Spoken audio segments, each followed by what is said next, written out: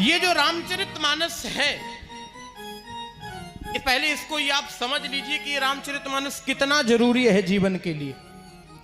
रामचरितमानस को साधारण ग्रंथ समझने वाले लोग, साधारण किताब, साधारण काव्य समझने वाले लोगों के लिए ये बहुत जरूरी बात कहने जा रहा हूं। हमारे पूज्यपाद जगत गुरुदेव भगवान ने एक बड़ी अच्छी बात कही। जगत गुरु जी कह रहे थे, मैं एक दिन उनका एक भाषण सुन रहा था, तो उनके संबोधन में एक सबसे अच्छी बात निकली। वो कह रहे थे, सर्व ग्रंथान परित्यज्य, जितने ग्रंथ हैं, जितने पुराण हैं, जितने महाराज संहिताएं हैं, जितनी स्मृतियां हैं, सबको आप नमस्कार कर लो, प्रणाम कर लो। सर्व ग्रंथान परित्यज्य मानसम शरणं गता। मानस जी की शरणागति ले लो। क्यों? क्योंकि ये जो मानस है ना, ये छहों सास सब ग्रंथन को रस मुनि जन धन संतन को सर्व, सब कुछ आपको यहां मिल जाएगा।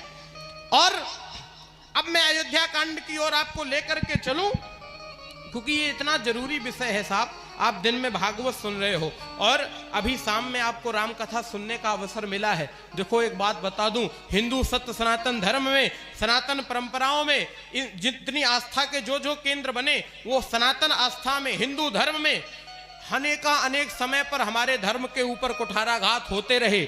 अनेक समय पर कहीं ना कहीं कोई राक्षस, कोई गलत प्रवृत्ति के लोग हमारे धर्म के ऊपर कुठाराघात करते रहे। उन सभी समयों पर, उन सभी समयावधियों पर अपने धर्म को सुरक्षित रखने के लिए किसी न किसी महापुरुष ने किसी न किसी ग्रंथ की रचना की। उन ग्रंथों की रचना में 4 वेद लिखे गए, 6 शास्त्र लिखे गए, 18 पुराण लिखे गए, फिर उप पुराण लिखे गए, फिर वेदांग लिखे गए, कितना मरज विस्तार किया गया, 12 उपनिषद लिखे गए। उन सभी पर अगर आप आज की दृष्टि में नजर डालें तो आज मुझे 3 धर्म ग्रंथ प्रासंगिक लगते हैं। नगला बंधा वाले हमारी बात को समझ पाएंगे।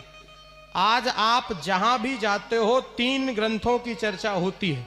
बोलो, आज आप लोग जाते हो, कहीं ऐसा सुना कि लिंग पुराण की कथा हो रही, स्कंद पुराण की, कूर्म पुराण की, ब्रह्म वैवर्त पुराण की, विष्णु महापुराण की, ब्रह्म पुराण की, भविष्य पुराण की हो रही? कहीं नहीं हो रही महाराज। चर्चाएं लुप्तता की ओर बढ़ रही हैं।